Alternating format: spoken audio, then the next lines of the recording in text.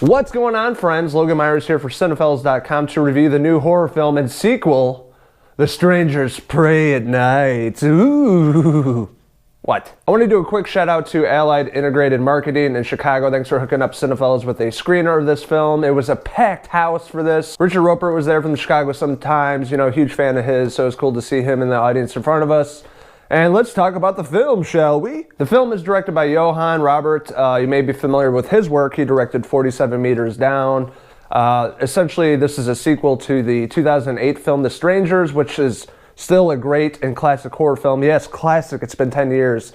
It's considered a classic. But, you know, I just recently watched the first film, and it still holds up. It still has that suspense, and it still makes you feel uneasy. The sequel, essentially, the premise, this family are sending their angsty teenage daughter, as we've seen before in other films, sending her off to boarding school. She got in some trouble, they don't really say. So they're taking this trip to send her off to boarding school, so they go to this RV park, trailer park to hang out and, you know, have some quality family time together.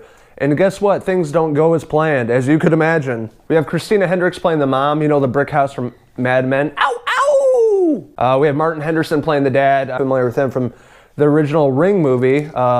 Seen him in a few movies here and there, but it's been a while. They have two teenage kids. One is Bailee Madison, plays Kinsey. She's the angsty teenager that listens to music and smokes cigarettes, and she's the one really the focal point. She's the trouble child and the one they're sending off. And then they have their son that's is supposed to be 17. He looks a lot older. It's basically me playing a 17-year-old. It's not believable. They're sending him off to college soon. So he's the good kid, and Kinsey's the bad one, and that's basically the setup. They end up at this trailer park, and the strangers show up. Ooh. The relatives run the place, and the place is completely abandoned. It's after Labor Day. There's nobody around, or so they think, and weird things start to happen. They're hanging out in their trailer, and you hear knocking on the door, and one of the strangers show up asking for somebody, and obviously that person's not there, so that's kind of weird. There's a lot of conflict with this family. You know, they want to do what's best for their daughter, and she doesn't give a shit about them, and they're trying to do their best as parents, as they say in the movie. You know, we were teenagers once too, and we did this and that.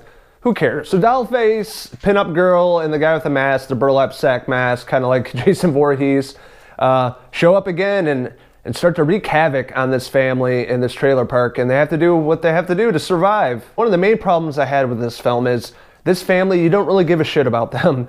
They make stupid mistake after stupid mistake, and they really don't seem like they really want to live, you know, just from their actions. When these strangers show up, these psychopaths are trying to kill them, you know, there's a lot of horror tropes, and they're like, hey, we all have cell phones, it's 2018, but when we go out to look around to see what's going on here, all the strange happenings, we don't have our cell phones on us. Let's all leave it in the trailer. Bad idea. And like most horror cliches and movies, they always want to separate each other, right? So they find some dead bodies, and they're like, oh, let's go investigate it a few times. While the mom and the daughter, you go back to the trailer, me and my son will sit here and look and figure out what happened here. Let's separate. And this happened throughout the film. It's like, let's just keep separating from one another. And this is a blast at the movie theater. I mean, there was a packed house in downtown Chicago, and everybody in the crowd was just yelling at the screen. They're like, what are you doing, you idiot? That's so stupid. Why would you do that? You have a gun. Don't use the gun. Put down the gun. You know, let's separate again. Let's, you know, we're trying to hide from these people. Let's go back into another RV instead of like running to the road to see if people are around to get out of there. It's a lot of dumb mistakes, and just people were pissed off in the crowd and yelling, and it was a good time. I mean, this movie is very predictable, as you could imagine, and it's a very short film too. It's only an hour and 20 minutes.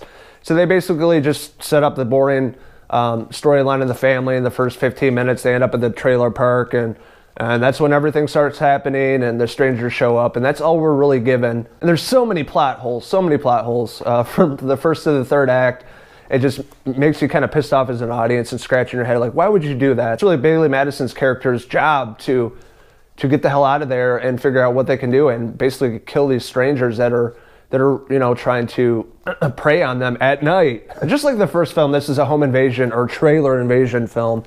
You know, with not really much of a storyline, and just these people showing up, Dollface, the pinup girl, and the guy with the mask. You don't know much about these people, just that they're serial killers, and they don't give a shit who you are. In a way, and I really did like that, and I didn't like that because we don't have any storyline with these people.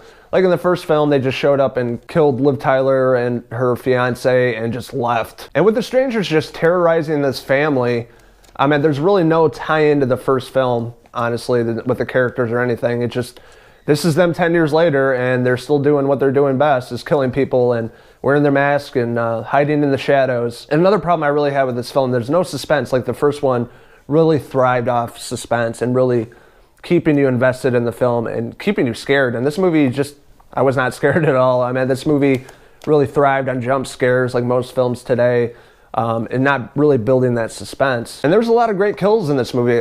I will say that. There's some really brutal killing scenes. One particular scene at a pool that is just plain awesome, just for this one scene in the film. Neon lights, and there's 80s music. Total Eclipse of the Heart is playing.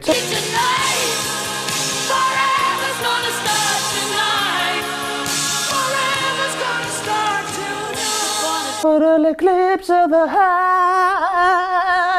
And that's just the best part of the film, and I love that aspect. The way that it was shot, it kind of gave me a feeling of like an 80s horror film, like a John Carpenter film, and also like a modern It Follows. This movie had a lot of great music, a lot of great 80s synth music that I really appreciate because I'm a huge fan of that era. And, you know, today they're using a lot of nostalgic elements in movies because today sucks. You know, a lot of people are using the 80s elements in their movies and TV shows, Stranger Things. And those are really some of the best parts of the movie, was the music, the score, a lot of the 80s music, the shots, the way that they filmed certain scenes, you know, with seeing the strangers come in the background, you know, like a Michael Myers, you know, you just see them slowly pan into the shot. You're like, oh shit, get them, they're behind you. I appreciate what Johann Robert tried to do with this film. You know, there was a lot of, he played an homage to a lot of old 70s and 80s slasher flicks, using that score and using the camera to his advantage to really build this storyline. But honestly, the writing, the pacing, you know, was all over the place. A lot of stupidity, a lot of horror tropes, you know, just like running and falling and making really bad decisions. And you know, as an audience yelling at the screen, why would you do that? You know, those are all the downfalls of the film. And the killers in this film are really good, not as memorable as the first one. So overall, I had an okay time at this movie. It's not the worst horror movie I've seen. It's not the best. It was just mediocre. Definitely does not stand up compared to the first film. Lacked suspense. You know, the pacing was all over the place. The acting was not the greatest. A lot of stupidity on the family's part for making really bad decisions and pretty much saying, hey, we want to die because we don't know what the fuck we're doing and thinking. But if you like nostalgic 80s music and synthesizer, synthwave, slasher flicks that pay homage to older films of, you know, the Carpenter era, you may like this. Overall, I'm going to give Strangers Pray at Night a 2.5 out of 5 hair pieces. Where'd it go? So I know a lot of you have not seen this yet. It opens tonight. But what do you guys think of the first film? Did you like it? Did you hate it? Do you think it's a classic 10 years later? Have you watched it recently? And what are you really looking forward to in this film? Let us know in the comments below. And don't forget to hit subscribe. This is Logan Myerz signing out from the abandoned trailer park. Until next time, cheers!